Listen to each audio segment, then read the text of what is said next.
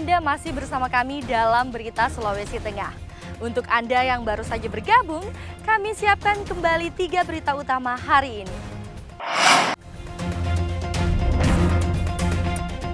Longsor kembali terjadi di jalur Trans Sulawesi Kabupaten Parigi Motong.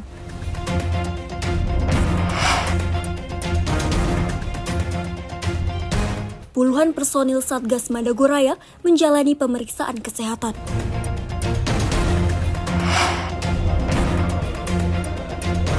Tim Buser Polres Donggala menangkap residivis kasus curanmor.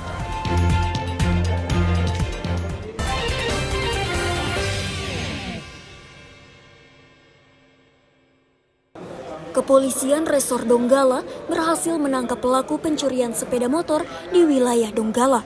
Tersangka yang diketahui berinisial WA, warga Kelurahan Boya, Kecamatan Banawa ini sudah lama menjadi target operasi pihak Polres Donggala. Penangkapan WA bermula dari hasil pengintaian yang dilakukan tim Buser Polres Donggala. Setelah memastikan keberadaan WA, polisi langsung melakukan penyergapan.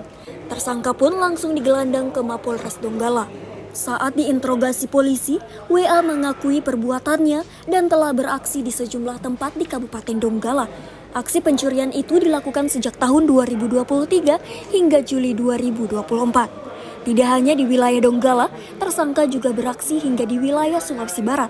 Dari tangan tersangka, polisi juga menyita 7 unit sepeda motor berbagai merek.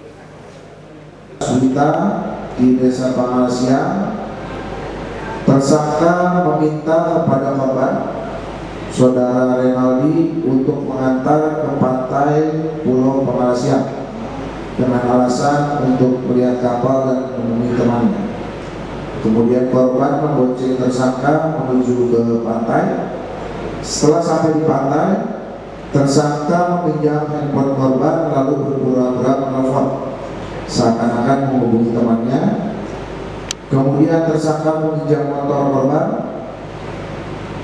dan setelah dipinjamkan motor oleh korban, tersangka membawa kabur sepeda motor dan handphone milik korban ke Desa Paku, Kecamatan Dolo, Kabupaten Sigi, dan menjual handphone korban di Kota Palu. Sebulan kemudian tersangka menggadai sepeda motor merek Yamaha Vision warna hitam milik korban kepada saudara MM sebesar Rp2 juta. Modus tersangka yakni meminjam sepeda motor korbannya dan setelah dipinjamkan, tersangka membawa kabur motor tersebut lalu dijual dan digadaikan. Uang hasil penjualan motor curian tersebut digunakan untuk berfoya-foya. Akibat perbuatannya, tersangka kini ditahan di Mapolres Donggala. Ia dijerat pasal 372 KUHP dengan ancaman hukuman penjara selama 4 tahun. Syamsuddin Tobone melaporkan dari Donggala.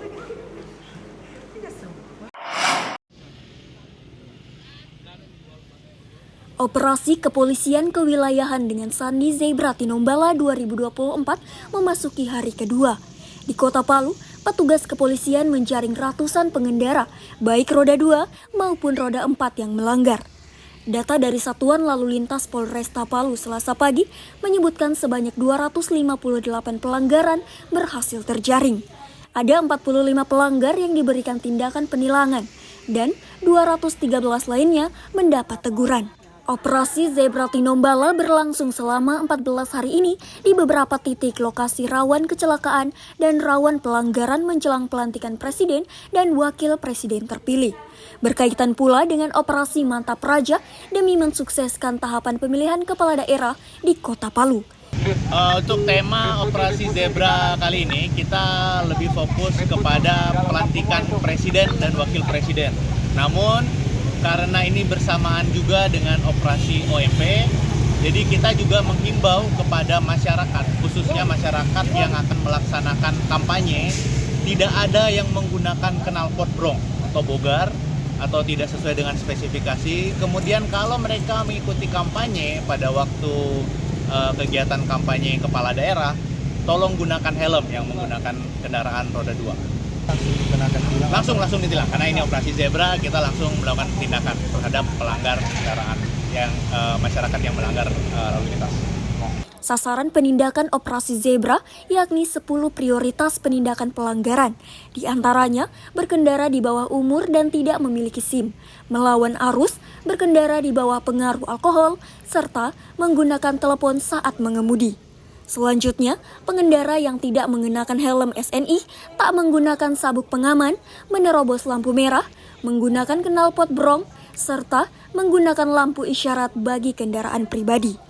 Operasi Zebra Tinombala 2024 kali ini diharapkan mengedukasi dan menghimbau masyarakat agar taat berlalu lintas serta mengutamakan keselamatan saat berkendara.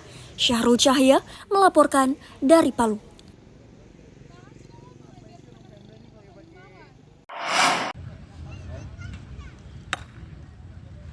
Turnamen Gatball bertajuk Nunu Garden Cup 1 bergulir.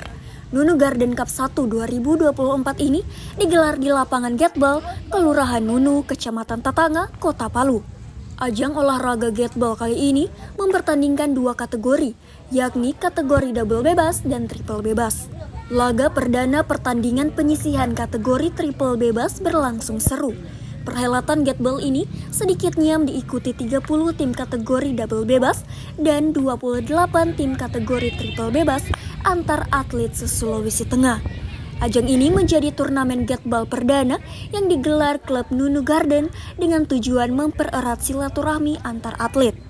Namanya Nunu Garden Cup 1 2024. Pertandingan ini juga mempertandingkan beberapa klub dari wilayah Sulawesi Tengah dan ada beberapa klub tamu dari luar provinsi seperti Provinsi Sulawesi Barat dan Gorontalo. Terus tujuan dilaksanakan kegiatan ini untuk mempererat silaturahmi antar sesama atlet Gatball yang ada di wilayah Sulawesi Tengah dan wilayah Pulau Sulawesi terkhususnya. Diikuti oleh sekitar 32 tim dengan berbeda kategori, yaitu kategori triple dan kategori double. Bukan hanya se-Sulawesi Tengah, beberapa tim dari Gorontalo dan Sulawesi Barat ikut dalam turnamen tersebut. Puluhan tim ini memperebutkan total hadiah 50 juta rupiah. Hingga partai final, tim Freedom dari Kabupaten Parigi berhasil menduduki juara dalam kategori triple bebas. Sementara kategori double bebas diraih oleh tim dari BPPW Sulteng.